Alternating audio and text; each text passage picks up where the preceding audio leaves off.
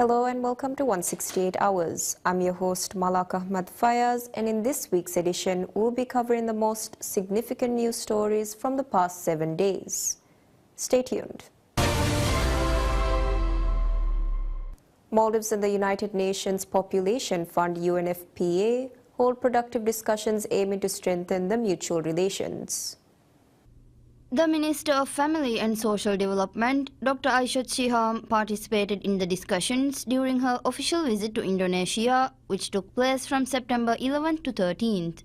During her visit, Minister Dr. Aishat Shiham held comprehensive discussions with the UNFPA's Asia Pacific Regional Director, Mr. Pio Smith. The discussion focused on exploring opportunities for joint collaboration and avenues of mutual interest. The minister also expressed sincere appreciation for the support provided by the UNFPA. Minister Dr. Aishat Shiham undertook the visit to Indonesia to participate in the high-level panel discussion on reframing aging at the 2024 Asia Pacific Regional Conference on Population Aging. Speaking at the meeting, the minister shed light on the changes in the demographics of the Maldives and its impact on sustainable development. The dialogue underscored the Maldives' commitment to transforming the challenges of an aging population into opportunities for inclusive growth and long-term resilience. On the sidelines of the conference, she met with the Executive Secretary of Economic and Social Commission for Asia and the Pacific to discuss areas of mutual collaboration. Furthermore, Minister Dr. Aishat Shiham visited an elderly care facility of Indonesia, which organizes monthly active aging activities for seniors and supports the creation and sale of traditional handicrafts made by local older adults. Minister of Islamic Affairs Dr. Muhammad Shahim Ali Said reveals that the government is undertaking various initiatives to establish a framework for providing financial support to social and religious organizations. Speaking at the inaugural ceremony of the annual conference of religious and social organizations, Minister Dr. Shahim stated that several organizations running religious programs in various locations of the Maldives have sought financial aid from the Ministry of Islamic Affairs. Therefore, the minister emphasized the need to create a dedicated system to facilitate the distribution of these funds. Acknowledging the works of such organizations, Minister Dr. Shahim underscored the crucial importance of expanding the roles of such organizations. The minister pointed out the absence of Quran classes and religious awareness activities on some islands, underscoring the need for the establishment of organizations in these areas and the strengthening of existing ones. Furthermore, Minister Dr. Shahim highlighted the importance of ensuring better document monitoring to ensure that the system to provide funds operates sustainably and efficiently. He reaffirmed the ministry's commitment to supporting these organizations by allocating a portion of its budget for this purpose. The annual conference was attended by 98 representatives from 70 organizations, with some participating in person and others joining virtually. The conference will provide updates on ongoing efforts to boost religious awareness, identify changes needed to improve the spread of the religion, and offer insights into enhancing religious awareness through legal and regulatory measures. The event will conclude with an agreement between the ministry and the organizations aimed at increasing religious awareness and providing financial assistance.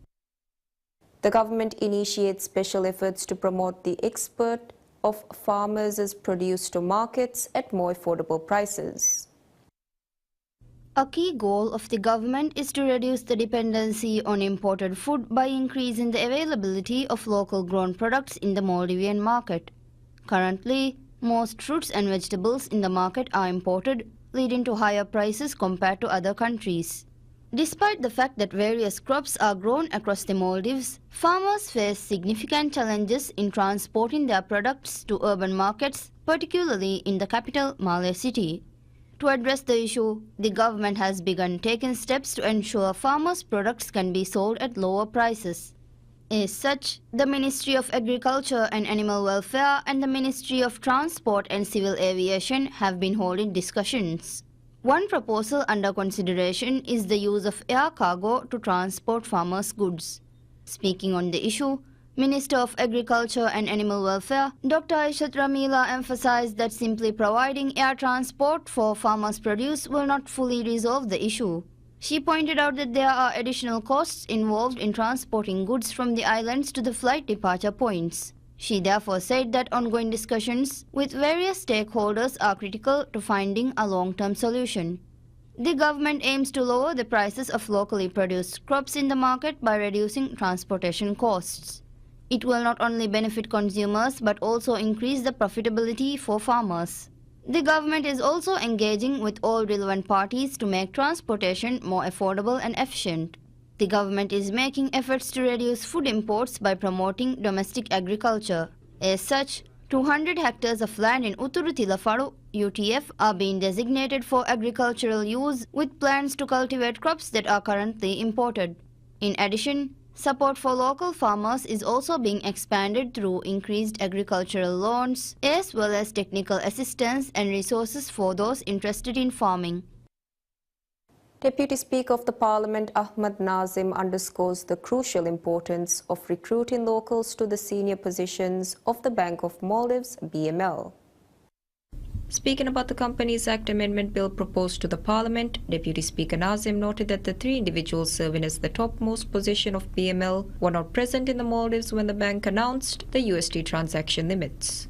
Nazim observed that the bank's operations director, credit control manager and the risk manager were not present when this significant decision was made. Highlighting that these positions are high-paying positions, he emphasized the critical need for appointing Maldivians for the positions. Furthermore, Nazim called on the government to brainstorm potential measures to enhance the management of state-owned enterprises (SOEs). He stated that the Privatization and Corporatization Board and the Ministry of Finance must monitor the progress and situation of the SOEs daily. BML announced the US dollar transaction limits on August 25th. The government revealed that this decision was undertaken against the government. Therefore, the bank reversed its decision following extensive discussions with the Maldives Monetary Authority (MMA). The Maldives Police Service MPS indicated that the action taken by BML may be an effort to undermine the current administration. Therefore, MPS is proceeding with its investigation into the matter. Chief Executive Officer CEO of the Maldives Ports Limited, Mohammad Wajih Ibrahim, reveals that India is working to establish a permanent supply route for importing perishable goods to Kurudufushi city in Hadal Atoll. Speaking to PSMNEWS, Wajih highlighted that the port in Kurudufushi has not seen significant development in the last 19 years and has been operating at a loss. He, however, said efforts are now underway to turn the port into a profitable venture. He also revealed plans to set up a boatyard at the port for constructing fiberglass boats, and a jetty is also being built to facilitate easy access for vessels. Additionally, Wajih further stated that MPL is working to establish a permanent import route for perishable goods from India, targeting a launch by late September or early October. He emphasized that local business owners in Kurudufushi would be consulted before finalizing the arrangements. Once operational, he said that the imports from India are expected to provide cheaper goods to the region, with the possibility of shipments every 10 days, depending on preferences of local businesses. MPL said that perishable goods were initially brought to Addu city from Tuticorin via wooden cargo ships. MPL and Hitadu Port Limited have collaborated with India's finance group to ensure consistent supply of perishable goods using steel cargo ships since July last year. The first cargo ship carrying 150 tons of goods docked in Addu on July 10th of this year. While the service initially struggled to gain traction in Addu, it has since found a market and is receiving positive feedback from local businesses. Addu International Airport Company AIA states that the development project of Ghan International Airport GIA was ongoing rapidly. AIA stated that the works pertaining to the expansion of the passenger terminal commenced and are ongoing as per the schedule. The development of GIA commenced last year. AIA stated that efforts are underway to complete the airport developmental project according to the schedule. Under the project, a 4.3-kilometer road connecting to the airport is planned for development. The company stated that the road development will involve the installation of drainage system and putting asphalt on the roads. It revealed that the works to cover the roads with asphalt will commence in November or December. In addition to the road development, efforts are also underway to develop the admin building and the air traffic control tower while expanding the passenger terminal. The foundation for the expanded area of the terminal have already been laid. The developed terminal will have the capacity to accommodate 1.5 million passengers annually, equipped with modern facilities. Decisions have also been made to expand the airport services with businesses and establish a cold storage and cargo facility as well. As the airport's runway was developed to cater any wide-body aircrafts other than the A380 Airbus in 2016, the current developmental initiative does not involve the expansion of the runway. The development of GIA is funded by a $29.7 million loan from India's Export-Import Bank, Exim Bank. Citing the contractor of the project, Renatus Projects Private Limited, AIA anticipates the completion of the project by March 2025. President Dr. Mohammad Muizzu appoints Justice retired Abbas Sharif as the Prosecutor General. The letter of appointment was presented to the new Prosecutor General at a ceremony held at the President's office. The Chief Justice of the Maldives, Ahmad Muttasim Adnan, administered the oath of office. The appointment was made in accordance with Article 221 of the Constitution and Article 3 of the Prosecutor General's Act. He was appointed following the parliamentary approval given for his nomination with a unanimous vote of 85 parliamentarians. Abbas Sharif has an experience of over 23 years in the field of law. He served as the Secretary to the President on Legal Affairs and Parliamentary Affairs at the President's office from 1995 to 1996, before traveling abroad for higher studies. He earned a diploma in the field of law in Malaysia and received his Bachelor of Law LLB from the University of Tasmania. After he sought higher education, Abbas started his career in 2000 as the Assistant Legal Officer of the President's office. 8 years afterward, he contributed significant efforts to the then Attorney General to prepare the Constitution. Prior to his resignation from the legal counsel position of the President's office in 2008, he served as a member and Vice President of the Judicial Service Commission, JSC. In 2011, Abbas was appointed to the bench of the High Court and worked in collaboration with significant law firms. During the period in which he served as the Justice of the High Court, he investigated cases related to former presidents and parliamentarians. He was retired from this position in 2015 due to health issues. Regarding of his retirement, Abbas has made remarkable contributions within the field. Economic diversification has been a central topic for successive Maldivian governments. The need to reduce reliance on the tourism-driven economy became particularly evident during the COVID-19 pandemic, when the nation's primary industry was forced to shut down, leaving no other sectors to cushion the impact. Despite this clear warning, meaningful action to diversify the economy has been lacking until now. This administration is demonstrating a concrete commitment to economic diversification. Early in its term, efforts began to establish an international financial industry in the Maldives. Among the government's key initiatives is the introduction of international bunkering services, a vital step in diversifying the economy. The first of these services was inaugurated in the northern region of the Maldives. The inauguration ceremony was attended by Minister of Economic Development and Trade Mohammed Said, and the service was inaugurated by 5 members of parliament representing the atoll. The State Trading Organization STO has taken the lead in providing these international bunkering services. According to STO, the service is already attracting bookings. To facilitate this, the company has introduced 2 vessels to the Maldives, each with a capacity of approximately 4,000 tons. A symbolic water salute was given to the first ships servicing the bunkering operation. The initial fuel supply was provided to MSS ship, the YC Barrier, by the Marine Bella, one of the vessels brought in for the purpose. The Maldives is positioned along one of the busiest maritime routes globally, with hundreds of ships carrying billions of dollars worth of cargo passing daily. Up until now, these vessels have relied on neighboring countries like Sri Lanka, India and Singapore for bunkering services due to the lack of low sulfur fuel availability in the Maldives. With the introduction of bunkering services in the Maldives, the country is poised to become a key destination for ships in need of refueling. The necessary low sulfur fuel and diesel will now be readily available within the country. Currently, the Maldives' GDP stands at approximately $6.5 billion. However, the government estimates that the new bunkering industry could generate an additional $400 million annually. Meanwhile, Maldives Ports Limited MPL has established Northern Maritime Services to provide various other maritime services related to bunkering. These services include pilotage, docking, crew changes and vessel maintenance, all of which will attract foreign currency into the economy.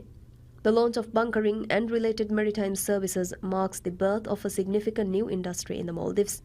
This initiative is expected to become one of the largest contributors to the country's economy in the years to come, providing a sustainable source of income beyond tourism. Ministry of Foreign Affairs announces that electronic travel authorization (ETA) will be required for individuals traveling to the United Kingdom (UK) from January 2025. In a statement, the ministry stated that the UK government had announced amendments brought to its Immigration Act. Citing the UK government, the ministry stated that the primary objective of the amendment was to enhance and strengthen their border controls and digitalize the security systems.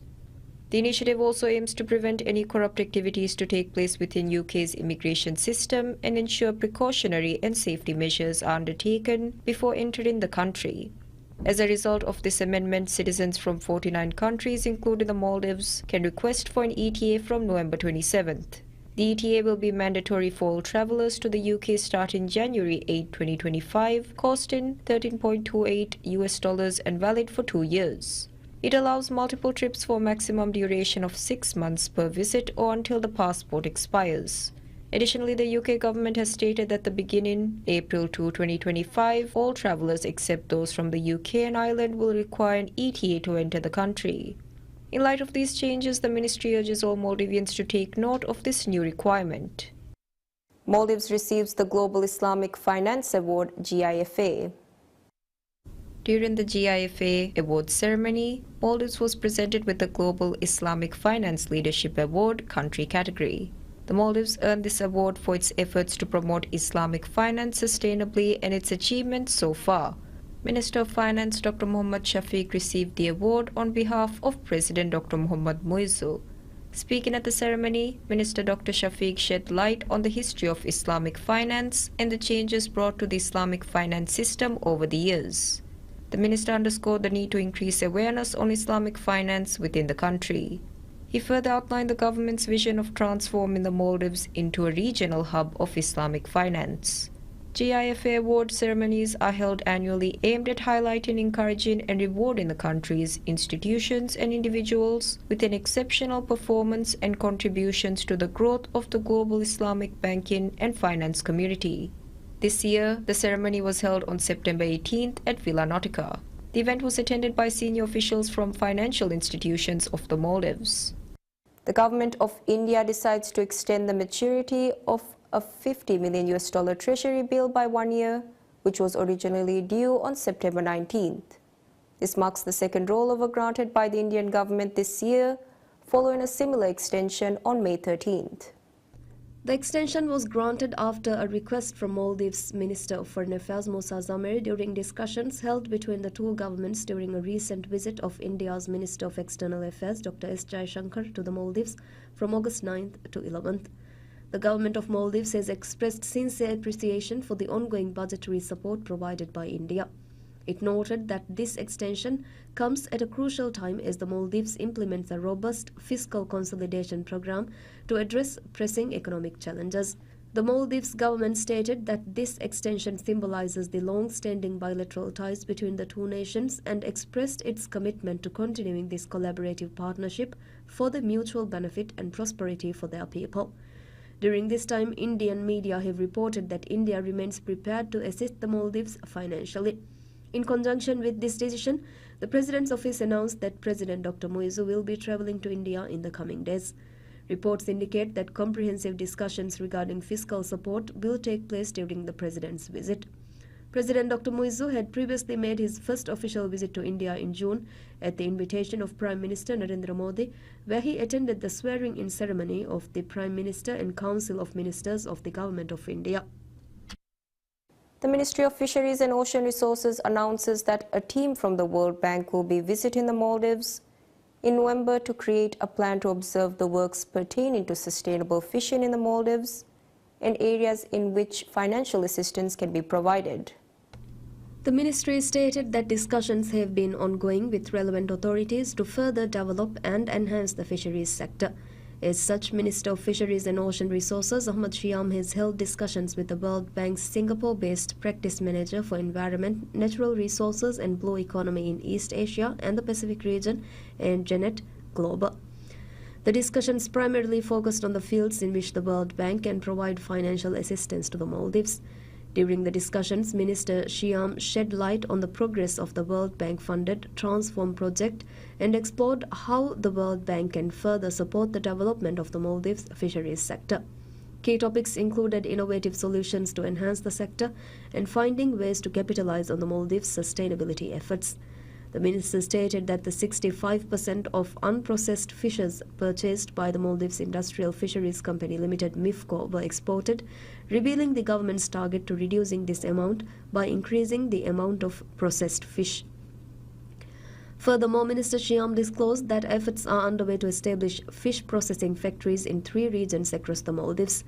The minister reiterated President Dr. Mohamed Muizzu's efforts of ensuring that at least 35% of expenses incurred for importing oil used by companies are changed to renewable energy sources. Maldives participates in the Asian Tourism Fair ATF Dhaka, held in Bangladesh, aiming to promote the tourism sector of the Maldives. This marks the first time Maldives Marketing and Public Relations Corporation MMPRC has participated in this fair. MMPRC is collaborating with the National Hotel and Guest House Association and the Maldives Association of Travel Agents and Tour Operators Matato to showcase the Maldives offerings for the Bangladeshi market at the ATF from September 19th to 21st. As the prime partner country of ATF 2024, the Maldives delegation consists of 37 representatives from 23 industry partners. The corporation stated that this is a golden opportunity to promote the leisure and affordable luxury travel of the Maldives among Asian countries, particularly the emerging Bangladeshi market. The Maldives stand at ATF 2024 showcases the unique aspects and features of the country, highlighting the diversity of the experiences of tourists, the vibrant marine life and the natural beauty that makes the Maldives the world's leading destination. The stand features activities such as traditional food tasting options and features local tourism products with a focus on affordable luxury and family travel segments. As the fair aimed to hold a business-to-business, B2B and business-to-consumer, B2C interactions, Maldives got the opportunity to showcase its sustainable tourism and cultural activities and participate in seminars and workshops related to the field. As such, Maldivian delegates got the chance to partake in the Tourism Skills Convention, a convention held targeting community-based tourism markets and professionals. And that's a wrap for this week's 168 Hours. Thank you for tuning in to PSM News. We'll be back next week with more updates on the most important events and developments. Have a great week ahead.